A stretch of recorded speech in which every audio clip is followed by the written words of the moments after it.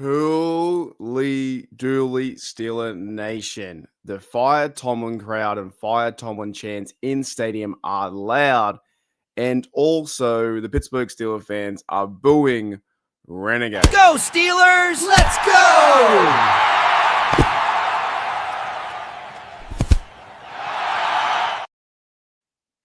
Steeler Nation, welcome back to the show. Welcome back to Steelers Nation Australia. Quick little video to give you my thoughts on those two topics. I want to talk about Renegade. I want to talk about Mike Tomlin and the firing of Mike Tomlin, or it's getting real loud now. You cannot avoid it. I've been talking about it for many years. I will always be a supporter of Mike Tomlin until he goes to the Hall of Fame. I'm not saying fire Tomlin. The Roonies aren't saying fire Tomlin, but we'll get to that in just a second. Let's talk about, though, however, I want to start with the Renegade. Renegade needs to pick their spots. The people who are in control of Renegade definitely need to find the right timing to play Renegade in that stadium. Now, there are some fans out there that will say they need to abolish Renegade, get rid of it. It's no good anymore. It doesn't serve its purpose. It's just not this. It hasn't been the same for a long time. Like playing Renegade and then turnovers happen. A few weeks ago they played Renegade, a turnover happened, and I think we had James Pierre to the house. That worked, right? I'm pretty sure that was what happened a few weeks ago. But this timing of the Renegade yesterday in stadium, even when I was on live, was pretty bad. The Steelers were already losing. They were losing 23-7, and they had, I think, in the fourth quarter, about 6-7 minutes to go. They had a 10-play drive that went all the way down the field, right? To have a 4th and 2 at Buffalo 7. By the way, was one of the worst fucking play calls I've ever seen in my life. Just to run that halfback draw up the middle when every single Buffalo Bill fan and Steeler fan and Bills fan, everyone in the stadium knew that was going to happen. The Steelers do not convert. When they don't convert that, the 4th and 2 at the Buffalo 7, right after they play Renegade. And there's just no point for it. The game is pretty much over at that time. It's done and dusted. You didn't go for a field goal because you were down by 16 points.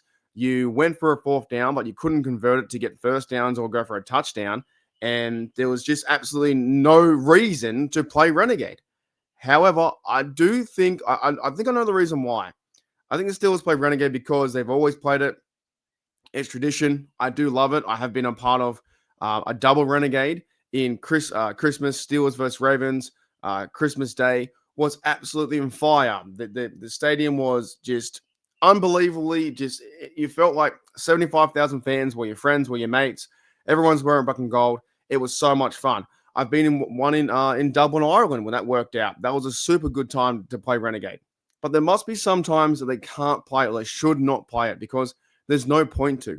And yesterday was one of those cases, and that's why Steeler fans out there were booing them. Now, I reckon they almost feel like they have to. I'm not saying that the Heinz Field guys and the Steelers organization, I don't think has any connection towards Renegade. I think it's more Heinz Field and Acrisure Stadium, and the stadium guys trying to play it, to lift up the crowd or lift up the team or whatever it is. I reckon they play it for the Pittsburgh Steelers experience. Even if we are losing, they try and play it. But on this sense, it was pretty fucking dumb. When you've run a 4th and 2, get a -2 yard, turnover on downs, and the next possession there's like 9 minutes left. They play Renegade at 23-7, and the Buffalo Bills then run 14 plays. Like, there was no point. 0 point with 10 minutes to go. They've had to then turn over the ball twice or 3 times to get back in front. So they got to pick their poison, pick their spots, and they're just not doing it recently. And I think the Renegade crowd, I think I like it, but the other half is saying we don't like it anymore. The fan base started booing them because there was no point to play it. Just overall frustration. So I fully understand now the frustration of the Steel fans. For the last 4 or 5 years, there's something off. Right, and speaking of off as well. So here, most of you guys know that I've been on the channel 4 or 5 years. I'm a huge Tomlin supporter from day dot until he leaves. Now, here's a scenario, and maybe we want to get I'll go live later on today. We'll go live later on today, and with Coach Yui if he comes on the show. And at this point, it does feel like what might be best is if Coach Tomlin maybe possibly could walk away after the season. Maybe they cut ties, but the Art Rooney and the Rooneys, they got to figure it out in terms of ownership, coaching. Us fans, we can complain all we want to. We can yell fire Tomlin. We can do all that, but it won't make a difference, to be honest. It just won't make a difference. We are here to support the team in the ups and downs. That's why I try and don't get hung up on it too much. I try and support the team as best I can. But at the end of the day, it's the Rooney's decision to keep Mike Tomlin. He has a contract till 2027, same as Arthur Smith. I'm not too sure when Terrell Austin is out of here. But right now, the team, it's an average team. It's an average to good team. It can be good on some days when they can go and beat the Colts. They can beat the Bengals. They can smash the Browns with their rookie quarterback. They can beat some good teams like New England and get turnovers. At the same time, they're 6-6. They're an average squad trying to be good. They're not a good squad trying to be great, as we've seen in years past. So I fully understand the frustration of, I guess, the fan base that they've been saying for many years, we want Mike Tomlin out. But my counter reaction to that is we don't control that. We have no control, zero control over who they hire, who they coach, who they bring in as quarterback. Even to the point with Aaron Rodgers, I wasn't a huge fan of Aaron Rodgers coming in, and then I slowly came around to the fact that Aaron Rodgers was playing good football and he was good for the team. Now Aaron Rodgers breaks his wrist or hurts his wrist and gets smacked, and he looks like a 41-year-old quarterback out there playing really bad football. And now I'm like, well, should they have got him? Was he the right thing for this franchise? The franchise does feel like it's stuck in limbo. It feels like they're trying to, do good enough to be above 500, have a chance in the playoffs, but each and every time they go, they get swept or knocked out and crushed. Just so recently that they're getting crushed in these moments where it's a 249-yard game, which is the most in Steelers history inside Heinz Field since 1975 or something like that. Absolutely ridiculous. There are leaders in this team too. There are like TJ Watt, there are Cam, there's Jalen Ramsey on defense, there's Aaron Rodgers on offense. There are guys like that, DK Metcalf on offense too. And the O-line to me isn't playing too bad. Zach Frazier, Mason McCormick, I think have done really good things. Fahatani when he's been playing well, and we've had Jones, he played well until he got injured. There's been some bright spots in terms of Warren and the running game and this kind of stuff. But it just seems like the Steelers cannot do it week to week. There's no backup. There's no backup to back up. There's no consistency at that play. Right now, they're playing really bad football, and that goes on the coaching, Mike Tomlin. That goes on the leadership of these players. It goes on the playmakers, and it goes on them just excelling and trying to play by play. But what is going to happen is, because they lost this way, they lost 26-7, sorry. They lost so badly. Yinzer Nation is going to ramp this up like they did with Matt Canada. And at this point, I can't tell you otherwise. I can't say you can't do that or you shouldn't do this, because you're going to do it anyway. I believe that the fan base should give him maybe a little bit more respect. You can be critical of him all you want to, say he's a bad coach, this, and this. But I don't like reading the comments how Mike Tomlin's a bum. Mike Tomlin is a loser. Get rid of mediocre Mike. He's average. He's terrible. I don't really respect those kind of comments where Mike Tomlin has been in the organization for over 19 years, and he's bled. He's sweated Steelers tears. He's not played for the organization, but he's done everything for the organization on and off the field. He's led us to Super Bowl wins. He's been to 2, and he's won 1. And you can always say they were friggin' Bill Cowher's teams. I don't care. I've heard them all. They were Bill Cowher's teams. 9-8 is a standard. 7 is a standard.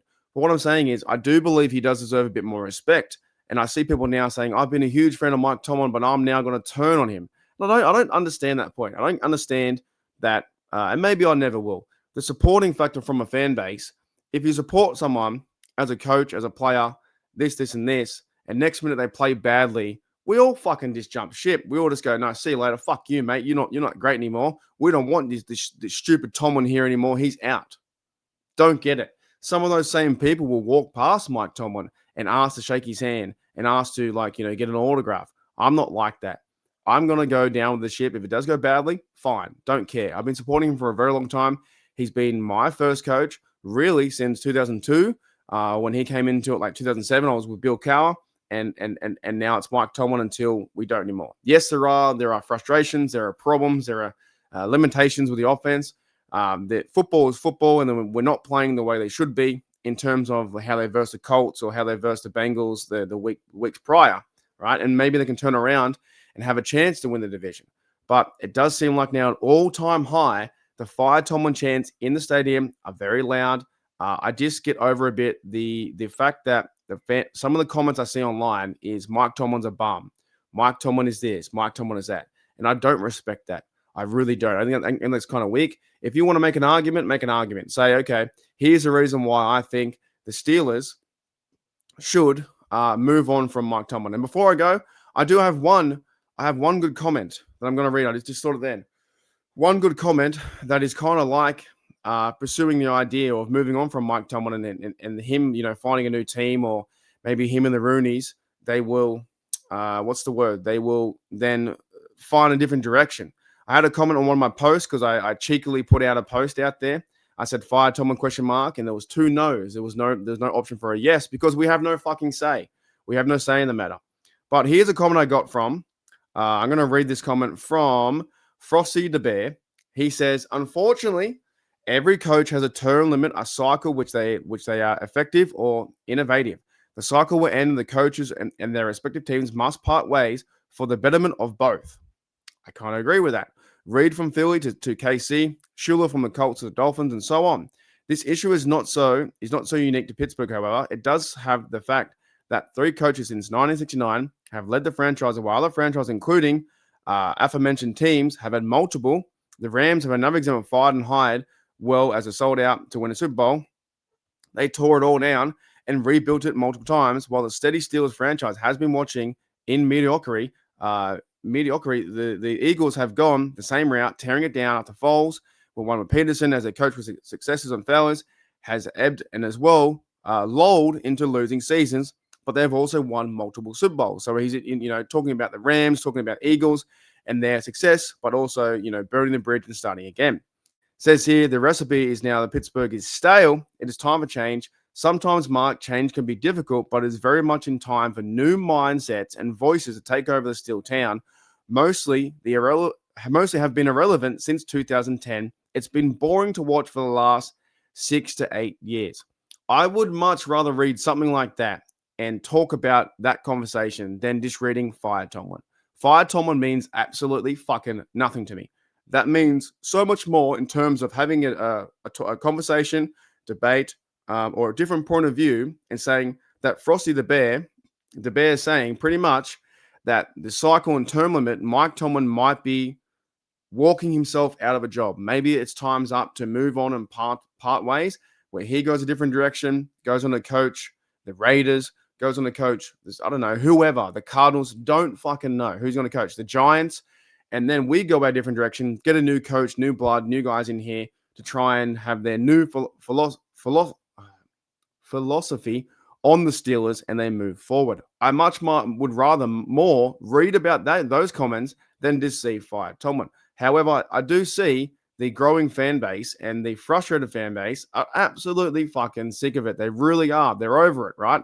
I'm not a fan of this either. I don't want the Steelers to lose every game. I don't want to be covering a losing team where we're 6-6 and we have no chance to do this or do whatever it is. Or when we go into a game, we feel like the Ravens are gonna kick us in the butt. I don't want to see stuff like that.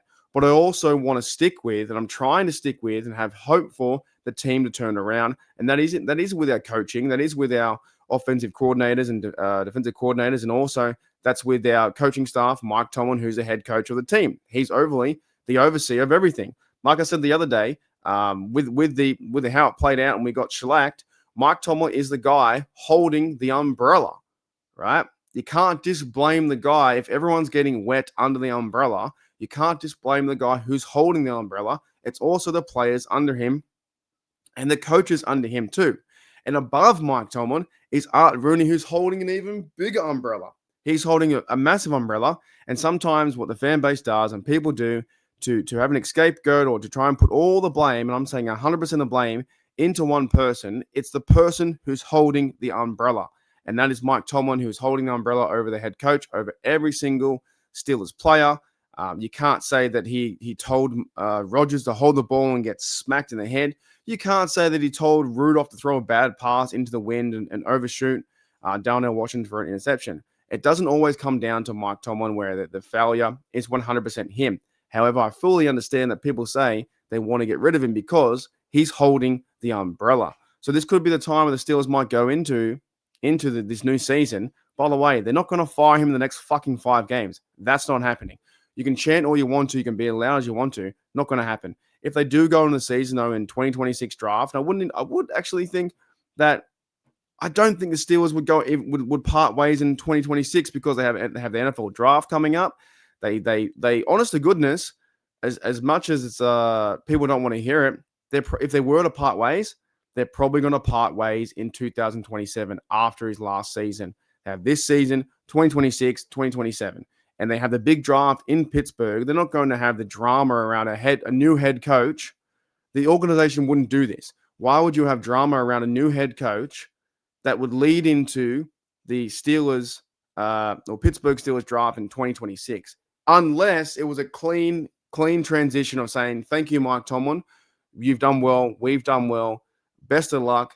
New coach comes in, and it's like a new era from 2026 after the draft. That could be a possibility. Anyways, those are my thoughts on Mike Tomlin and the Fire Tomlin Chants and Fire Tomlin crowd. It frustrates me that people are frustrated, right? That people get overly frustrated. It's a game at the end of the day. We need to cheer our team as best we can. The team isn't playing the way it is, but we can always try and strive to do better. Hopefully, if it comes down to the Mike Tomlin and the crew and the organization shake hands and part ways, maybe it could be best for every single person known to man. And then we're like, all right, good luck, Mike Tomlin. Thank you very much. However, the contract states that he's going to be there till 2027. The big question for me would then be, are they going to extend his contract? Right now, I don't think so. They would say 20 years of Pittsburgh Steelers football. Thank you, mate. We'll see you later. Speaking of see you later, I'll see you guys later on today, the next hour or so, for a Steelers conversation with Coach Yuli. If he comes on the show, it should be a fun conversation. I'll see you later. G'day Steelers Nation, welcome to Steelers Nation Australia.